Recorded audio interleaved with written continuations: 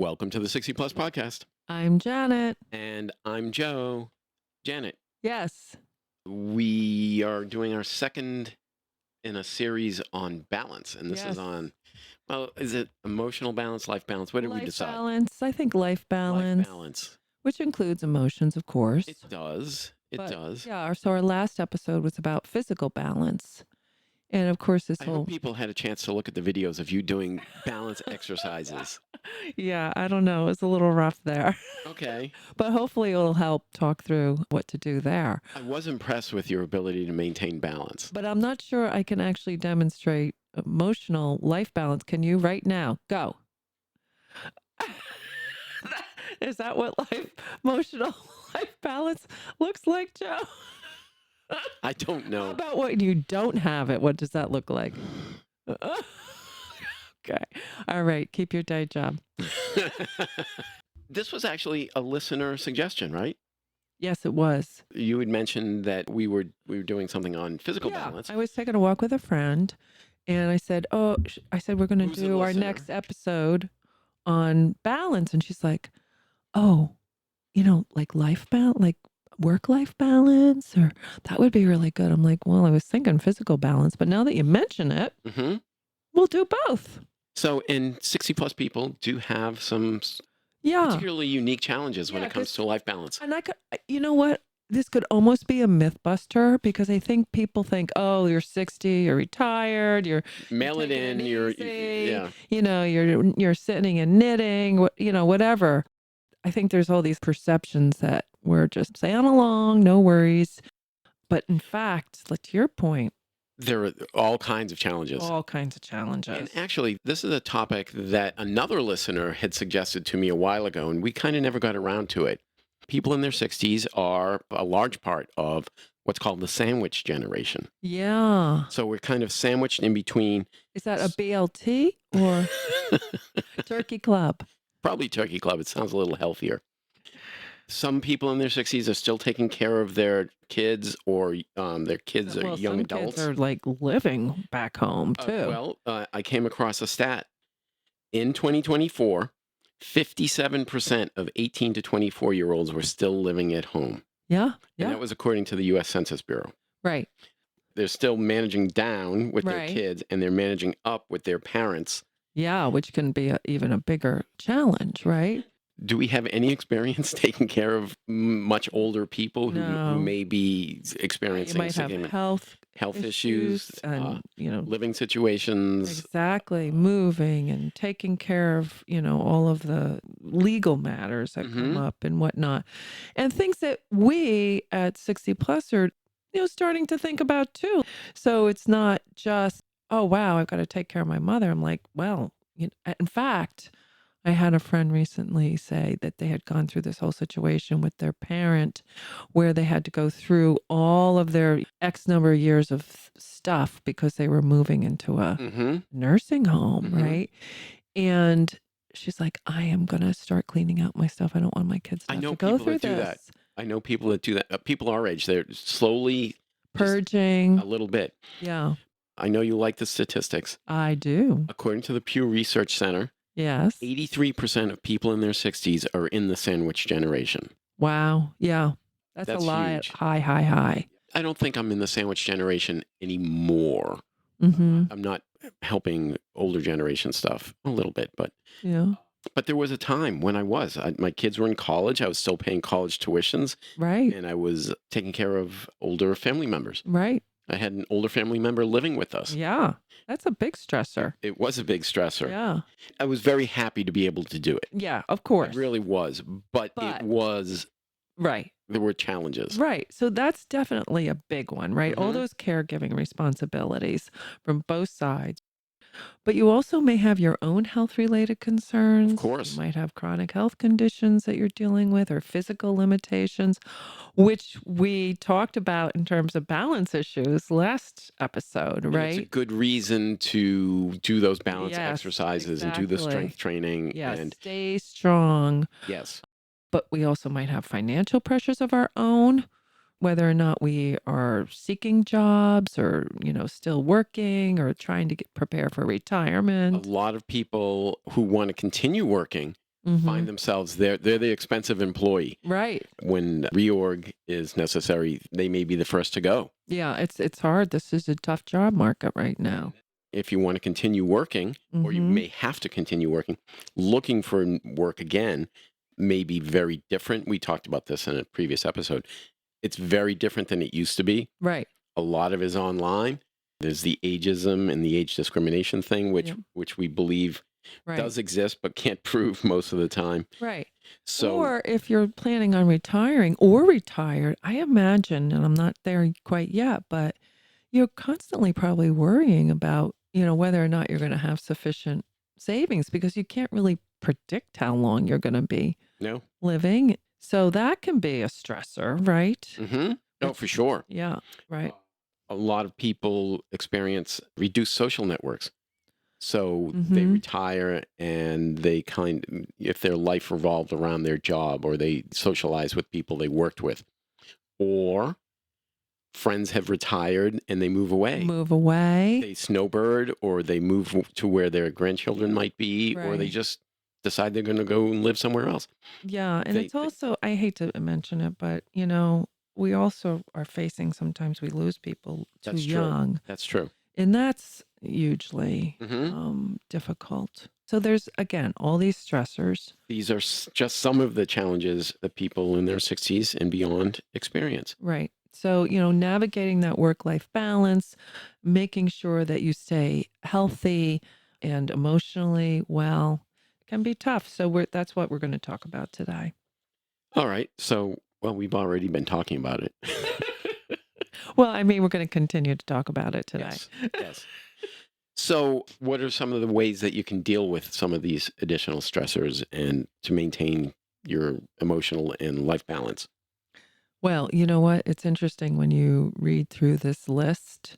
That no one else can see except you and I? Yeah, it's very, very repetitive to some of the other episodes that we have in the Hmm. sense that, the same themes keep on coming up.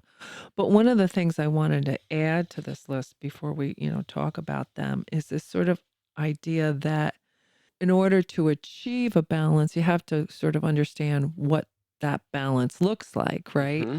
So that's going to be an individual analysis, if you will. And you might be able to use an Excel spreadsheet for this. Woohoo. Wow. Something for people like me to look forward to. Yeah. But, thinking about your time and how you carve out those different needs, where are you going to put that time? And I always say, like, start with yourself first, like, whatever you need to do to gain balance and start the day there. I know that I love, that time that I have to sort of build a foundation. And it's kind of like, okay, bring it on, right? But also understanding, like, how much time. I'm not quite sure what you were talking about. Yeah, my morning routine, going to the beach, doing my yoga, whatever it is, Okay. my writings, whatever. But having that little ritual to say, okay, this is my time here. I don't care if it's 15 minutes or it's a great day when it can be an hour or two. So knowing like how you're going to build that into your schedule. And then how much time do you want to spend on work versus family versus friends versus social, and kind of setting those boundaries for yourself. I think that that's a really important aspect of this. You talked about that, it could be 15 minutes or it could be an hour. One of the things that when I was looking at sandwich generation, if you're a caretaker for an older relative, Hmm. and especially if they're living with you, short respites away from that is really, really Yeah. helpful. Right. Right. Yeah. I remember when I was caring for an older relative in my home, Hmm. and sometimes I just had to get away. And she was delightful. Don't get me wrong; it was a real pleasure, Right. but it was constant. Yeah. And just getting away for 20 minutes sometimes just made all the difference Yeah. in the world. Yeah. I mean, it's even like when you're stressing out and you're not in a good emotional state, just stepping away, like giving yourself a timeout Hmm. and breathing, deeply, like that is amazing how quickly it sort of deflates the situation and Hmm. deflects your response might be. Whatever you do for that 20 minutes or whatever it is, it could be physical activity, it could be going for a walk, it could be just going to the coffee shop and having a cup Right. of coffee. Taking a nap. I'm always up for that. It could just be going out to lunch with a friend, Right. having a glass of Yeah. wine with a friend. Yeah. So taking care of yourself first, I think, or when necessary, and how you do that is certainly going to be personal. And there's some ideas about how you can try to achieve that balance, if you will. Certainly, as you said, regular physical activity. Hmm. They actually say aim for 30 minutes of activity daily, whether that's walking, swimming, could be, aerobic, it could be muscle strengthening, building that into your routine. And that's going to keep that balance. So I like to do it in the morning, whatever, but any time of day that you can kind of get that 30 minutes in is great. We all know I hate the gym, but it could be going to the gym. Could be. But it could just be going for a walk around the block Yep, could be. Doesn't have to or be, or doing your balance exercises. doing your balance exercises. Again, maintaining social connections is important. Right. And if you finding that your social connections have been reduced because of a change in location or a change in location of your friends, or you've retired and you've lost that connection to work, make new connections. Yep. Seek out opportunities, take a class, Go to the coffee shop, go to the coffee shop, go to the art find, opening. go to the senior center, talk to the senior center director. Right. Yes, they're really helpful. I mean, you and I met via pickleball. Right. Go find where they play pickleball or take on a new hobby. Yoga classes, like whatever. You can kind of combine some of these ideas too, right? There are certain people, I'm not one, but there are certain people that are introverts, and this is outside their comfort zone. Mm-hmm. You got to kind of force yourself a little bit to seek those Right. social connections. Right. Or you've had it in your mind, like, I'm never going to do yoga. I actually had a friend who was kind of like a never yoga person and like a big runner and stuff. And they just started doing a restorative yoga class, which is not like really intense or anything. You're like the one I go It's to. like stretching. Yeah, you don't even leave the mat sometime, and they love it. And it's just, Who's they Matt? said they really, I'm never going to leave Matt. And they really have been feeling the benefits of it, not just from a physical standpoint, but from a mental standpoint as well. Hmm. So there you go. Okay. Case in point. All right. Something that can be hard, particularly if you live alone, Mm. maintaining a balanced diet. Yeah, It can be a challenge it can be. because you're just cooking for one, or a lot Right. of times you'll get takeout, and it's not always the healthiest thing. Make meals that are a little extra, and you'll have leftovers for later. Yeah, some people don't like leftovers. Well, you know what? So suck it up. But maybe when you're cutting a vegetable up for, say, a salad one day, you cut a little bit more and you put it in a container for the next day. That makes things a little bit easier on you. There are meal services That's true. yeah, that are healthy. Hmm. There's HelloFresh and all that. It's funny. It's like I've been working with people to come up with ideas about, one of the ways to serve this audience is definitely having a really healthy meal subscription service that is designed to take care of and address whatever conditions that you have Hmm. that you might develop later in life. And those could be single meals or meals for two. So, looking towards that older couple or the older, because as you say, when you're alone, sometimes you're like, I don't feel like cooking for myself, right? I'm going to make nachos. Yeah, that's my go-to. But nachos are healthy, Joe. Well, not the way I make them.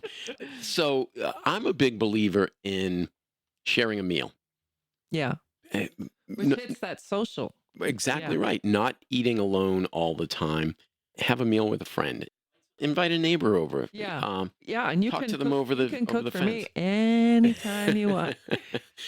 But no, sharing a meal is a great way to help maintain that balanced diet Yep. and make those social connections. And you never know what that can lead to. You have a friend and they'll know other people. And then you have a whole new group of friends that you Could have can, like a dinner group. a dinner group where Like a you dinner you party rotate. group. You Yeah. rotate Yeah, that's a once a good week. idea. Everyone has a I like meal. that. Sign me up. Sign me up, Joe. Okay. So what? Oh, Adequate sleep. Ugh. Adequate We sleep had a is. whole episode about this, I was- remember? we did, and Yep. I was just reading an article this week. Deep sleep, they're finding, has very good benefits in fighting Alzheimer's and dementia. Well, yeah, because you know what happens when you're in deep sleep? Your Your brain brain, flushes itself. yeah, it like repairs itself, Hmm. which is really interesting. They also mention limiting screen time before bed. Yeah, I'm not good about that. I'm okay. Are you? Yeah, like But maintain a factor. regular bedtime. Yeah, have a nice environment for your sleep. Have a nice cup of decaf tea, or one of my grandmothers used to have. Chamomile. She used to have a glass of hot water with lemon. Oh, well, they say to do that in the morning, actually. Oh, really? Yeah, Well, she was kind of backwards. yeah. But lavender is also a nice Yeah. sleep inducer. Yep. So, Lavender baths. and Ooh, take a nice hot bath before bed. That's supposed to be good too. But and you know what's interesting about this whole sleep thing is that yes, it's great for the brain but emotional resilience. We're talking about emotional well-being. Like think about it. It's like when you're upset about something or whatever, and then maybe you kind of wait until you react and you sleep on it. And then in the morning you're like, yeah, okay, maybe that's not as big of a deal as I thought it okay. was. Or you figure out how you want to resolve it, you know? Hmm. So I think from a perspective of emotional well-being, it's critical too. But have a regular bedtime. Yep. Reduce the screen time. All the things that We talked that about we we all have a know. whole episode about it. We kind of already know what we should do and shouldn't do. Yeah, but it's good to remind people. Don't have that 4 o'clock cup of coffee in the afternoon. Oh gosh. Sometimes if I go just to like 12:30 or 1, forget about it. Yeah, Forget about it. I say 11 a.m. is my cutoff. Yeah. Yeah. And I And might I've have. been getting into a habit of maybe going for that third cup and I'm like, "Oh no, Janet, don't do it. Don't do I it." remember a couple of years ago, I was experimenting with different kinds of coffee, and I made a cold brew. Oh, And it was summer, and I said, "Oh, I'm gonna have some cold brew." And I kind of forgot that it was caffeinated, and it was like 3 o'clock in the seriously morning. caffeinated. Yeah. 3 o'clock in the morning, and I was just like, That's like the "What?" bewitching hour, Yeah, right? yeah, For yeah. caffeine. There are resources that people that are in their 60s and beyond can turn to if Yep. they're having difficulty with Now you've life skipped ahead balance. a little bit, Joe. Did I? What Yes, did I you miss? did. You missed engage in meaningful activities, hobbies, and Oh, interests. sure. That's a big one. You know, it's like I know, like when I go out and do something I love to do, it's like it's a total mood changer, right? Practice mindfulness and stress management is another one that we didn't talk about, but that's meditation. That's that deep breathing I was talking about. That, geez, anybody can do that. Breathe in for I try to 4. breathe every day. Yeah, in for 4, hold for 4, out for 4. Like that, you do that a couple times, it's like,